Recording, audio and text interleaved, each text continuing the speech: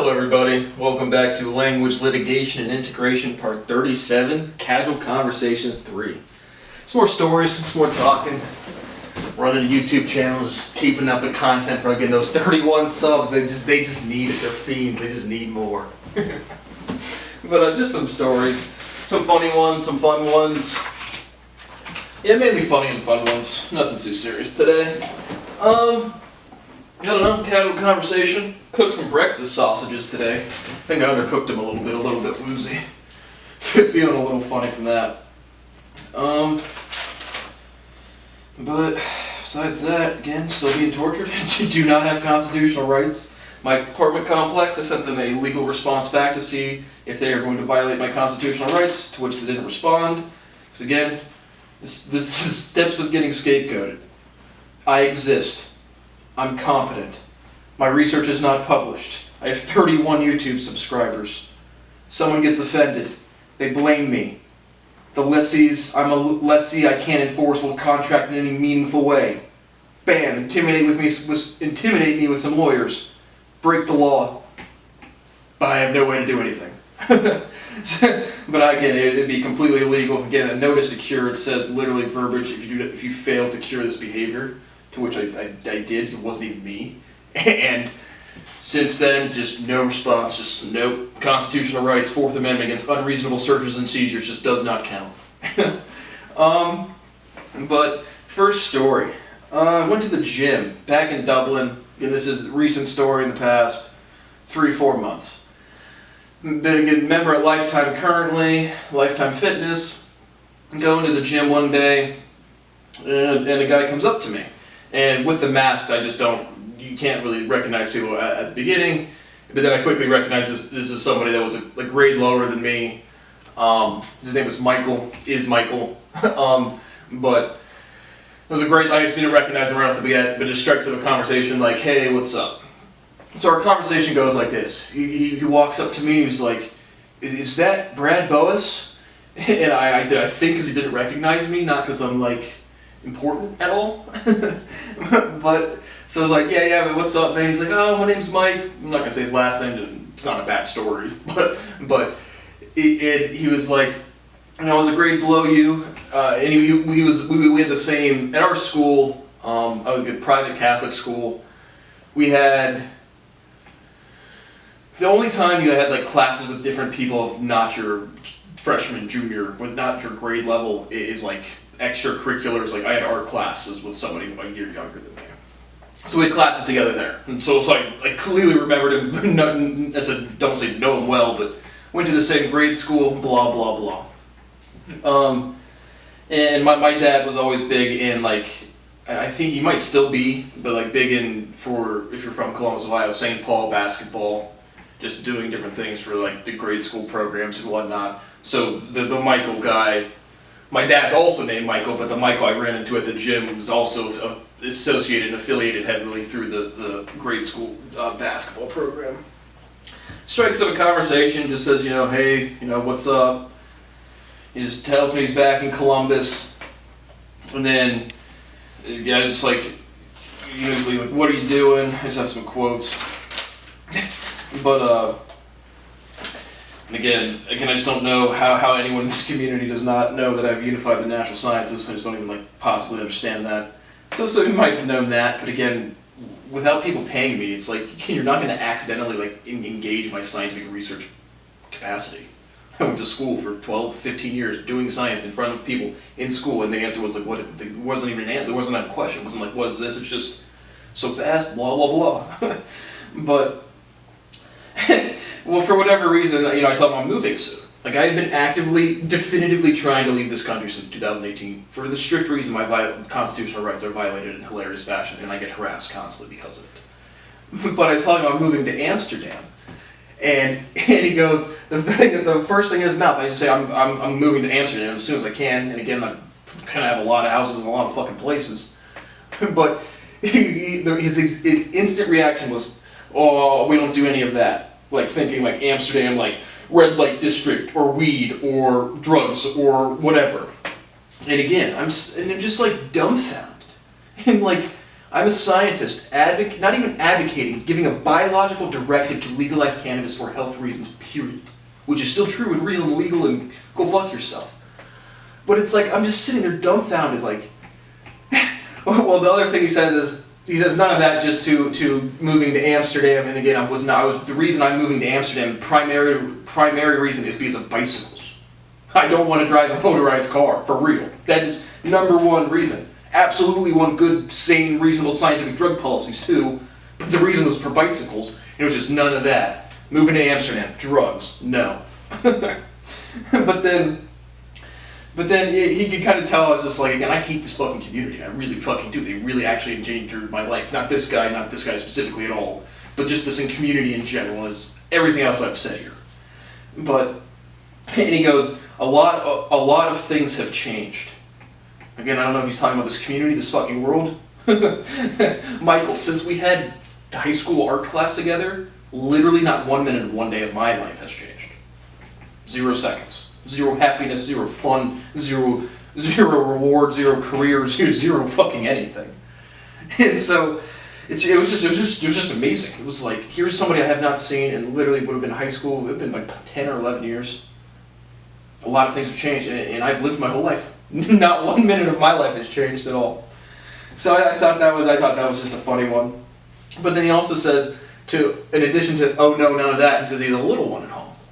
And again, it's like kids, anti-cannabis, when again there will be more pediatric cancer deaths because people are not giving their children cannabis today than COVID or anything else. Maybe not pediatric specifically, but cancer death for sure in general. And so it's like, he says a lot of things have changed, and then he demonstrates true scientific restriction. And again, not in a mean way, not in an arrogant way, just in, I run science, I really fucking do, and then it just bam. Sentiment. What's the sentiment of the group? Bam, that's the answer. So that's what happened when I went to the gym. Now I'm going to tell you about scoring. We'll dive back to another high school story. And so as I've explicitly told you, my dating life and sexual activity life has been literally non-existent. And past that again, honestly, when you get scapegoated, you're not part of the dating pool. When the males in your group push you out, the girls, and then all collectively, and once you get pushed out, you were just the fuck out of there. And so when you get pushed out as a child and you get, like by the age of 10, there's no chance you're going to go on a date. It's just not going to happen. Because I have values. I come from a community with no values. Catholics, Christians. Catholics, what does that word mean? It means universal. What's universal? Vibration. Nice. But dating life never existed. I'm literally back on Tinder Platinum. I was off it for about 8 months. I just gave the fuck up. Got it for another month and it's already going literally nowhere. I'm talking literally no matches, no conversations. Like how the fuck do you talk to somebody about going out and hanging out at all? No, we don't have to hook up. We don't have to not hook up. We can go eat a cheeseburger for an hour. We can go on a walk for an hour. We can go date for 3 months. We can just do anything. No conversations. Nice. But back in high school, I had a friend, wasn't part of like the big group of people I really don't like, but his name was RJ. Shout out RJ. But junior year of high school, we had calculus class together, and we'd have this running joke. Just again, girls that we really liked. He really liked one girl. I really liked one girl. Neither of us were making any headway, and so we would always just be in our angsty high school. You know, how's the ladies going? And they're just not going well for either of us. So every day we would come into math class, anytime something new would happen, you know, they go make out with this guy on the weekend, they go date that guy, whatever. We would call it scoring infinite points. Just basically, however you get like friend zoned or shitted on by a girl, that's more points. The shittier it is, the more points you get. RJ, buddy. I've unified the natural sciences and I've never had a girlfriend before. I am still scoring literally super infinity fucking points today. Nice. Honestly, pretty fucking funny. Just a quick story, but very true. Another one. The Legend of Duke University and Torrance College. Just a little bit about applying to college. Again, I had solved, again, like when I say like, even saying solve the Riemann hypothesis or solve this math equation. I was doing independent mathematical research but before I was speaking words, probably, but certainly when I was speaking words, when I was really young, my dad had this running joke where he would say stuff like, he would say, "I went to school one day and taught it the next." And very, very genuinely a wild card. Like, it's actually confusing to me why other people don't do exactly what I do. And then they like compare their derivations. Like, seriously. So, genuine wild card as a childhood. My dad says, again, not an exaggeration at all, "I went to school one day and taught it the next." And that is not confusing as to why not everyone does that. But it like genuinely like threw me. And again, I wasn't like a lot of people like look up to their dad. Again, not in a mean, rude way. Just like, I don't look up to anybody. I'm my own fucking person. I'm a mature person. I don't look up to anybody. I don't expect anybody to look up to me. And stuff like that. But it was logically like my development was like not knowing how much mathematics I was doing. Hearing that, it's just like, oh, everyone does this. But back to colleges. Toward what was my, it's like standardized testing just got removed from all I think all universities, or a lot of them or something. I don't know. I think I didn't take the SAT ever. I think I took the ACT 3 times. I think my highest combined was a 31. I think super scored was a 33 or 34. I had perfect writing scores, and I think it was like my combined writing and English was 35. And so the thing people notice really about me is my presentation of language. It doesn't strike them as a mathematical proof, but when they read something I write, if they're not a Michael Jameson getting all frustrated and just they've already made the decisions, which is literally how I got scapegoated for 20 straight years, and it's still going on today. But the thing, you notice my intelligence either when you listen to me speak or you read my writing, and throughout school is always reading my writing. Obviously I've developed my voice way better public speaker now. But so what colleges did I apply to? I applied to a lot of Ivies. Again, I've never been. People can see all the people I'm suing or sending to jail or saying "fuck you" to, and saying I'm a fuck the system guy. Nah, the system fucked me to the point of illegal criminal activity my entire life. So, and then, well, what schools did I apply to? Probably like Harvard, Dartmouth. One in Cornell, Vanderbilt, Duke, Stanford, and maybe Brown or one other Ivy. But I really thought I was gonna get into Duke or Vanderbilt, maybe have a chance in an Ivy League school. Like I said, my high school application, if you look at it, it's just play sports. That's what I mean. It's like I remember I've already said that one about going to the guidance counselor and saying like, this is clearly not going to get me into fucking college. Why did I just spend 18 years not developing projects, not doing research? Doing fucking research to my guidance counselor in high school.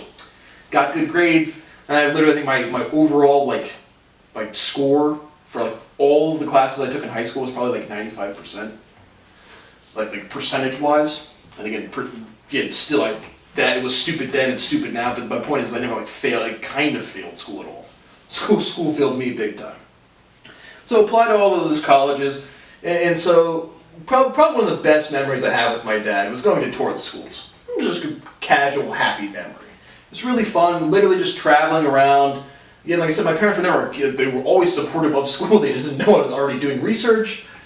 But like, I was happy, he was happy, both excited, felt like there was a future in front of me. Felt like there was a fucking way, something to do next. A way to start a career, a way to start a life. So I really had a pleasant memory of touring colleges with my dad. But obviously applied to them, literally get into none. And then the principal of my school, because again, I went to a private Catholic school, many people grades before me, grades after me get into these schools. They called Duke University and say like, why the fuck did he not get in? Or I don't know exactly how many of them they called, but they called Duke and they were like, quote, word for word, "We remember your essay, it was very well written." And so when I present language to Mr. Jameson and he gets offended and turns me down, and then he remembers it, right? Go look on the internet or ask anybody in person. People have very endearing memories when they learn something from other people. When people learn stuff from me and they have no respect for me, that's when you get scapegoated. But the evidence that it was a good essay is they fucking remembered it. They fucking remembered it. This guy's really smart. Definitely don't let him in. Yep. literally solved more mathematics than everybody else. He's not qualified for Stanford or Vanderbilt. It's a competitive class. Really gotta solve all of science in like 25 languages first. Well, I've already done with like 3, so couldn't get into any good colleges with my grades or a math subject in my fucking head. One more story, and then that'll probably be it for today. So in one of these previous ones, I told you how I obviously had to fucking quit the fuck out of playing soccer in high school because it was way too much conditioning and running, and I was not about that shit. Now at 28, I'm very confident extensive cardiovascular activity is not good. Like it's not, it doesn't, some of it's good, but it's not, there's a limit. Like if you go run, if you sprint for 10 minutes aggressively, I think that's as good as sprinting for an hour or 2 hours, and soccer's a lot of fucking running. But I joined the golf team. Really actually enjoyed the golf team, the members, like the teammates I had. Liked playing golf. Wasn't very good. Like I said, I don't know, what's my hand? I don't know even what the fuck, how to calculate handicap. I went and played a round of golf right now, and I haven't played in a year, 2 years. I don't know, I'll probably shoot low 90s. If I played a good round, I can shoot low 80s. Like I said, I can long drive. I think the longest drive I've ever hit is right around 400 yards, legit as fuck with witness. I'm playing golf, liking golf, and so we always. One day with the golf team, we're driving. I don't even want to tell that story, but the point is there would be a couple kids. It would be like when after I graduated, or after my brother 2 years older than me, after he graduated. And I was a junior and senior, I would like have to take around 3 or 4 of the younger kids on the team. And so, driving people to practice. One of the kids happened to live like literally right down the street from where I lived at my parents' house. And so that was in high school. And then again, like I said, I've referenced the Snapchat again, because the thing is, the amazing thing is, having a crime getting committed against you is genuinely the most disenfranchising thing ever. It's the most uncomfortable thing ever. Having your human rights violated is the most uncomfortable thing ever. But then you see other people truly like not give a fuck in any practical way. Not watching my videos, not supporting my career, my music in any way possible, not going to my restaurant, not doing anything. And so it makes me fucking furious, because if people simply clicked on my research, literally at the time on the Snapchat, I don't think I had any, if not a lot, but maybe a little bit of YouTube videos. But it's illegal. The constitutional right to publish a paper does not have, it's a right. I get to do so, period. And then you see people like, again, not have the emotional capacity to fucking care. I was talking to my brother very briefly about the fucking people everywhere that record all of the science I do. And he was like, like, if I tell people someone's watching me because of science, not because of like watching me, because I do science all fucking day. And this is as rare as it gets, and you're gonna record as much as you can. But it's like I said, just it's this or that for oversimplification for people with underdeveloped maturity. But I was just the quick aside talking with my brother about that yesterday. Oh, but not even the fucking agents or professors or people. But just like I sent him the legal contact, or the response I sent to the apartment building, and he was like, his response was like, yeah man, I have not seen any places or been in an apartment that hasn't smelled like weed. It's not the fucking point. The point is it's illegal to violate my 4th Amendment right. And so it's just like you see gang activity in like the most pathetic way ever, and it's just so fucking toxic to me. Back to the golf story. So I drove some younger kids around to school. So I considered them friends. I didn't hang out, pal around with them. But then, like I said, college comes around, and then I was selling the crazy amount of selling weed, because again, I had to sleep at night and put food in my mouth, chew and swallow, because I was getting literally tortured, and I'm still doing so.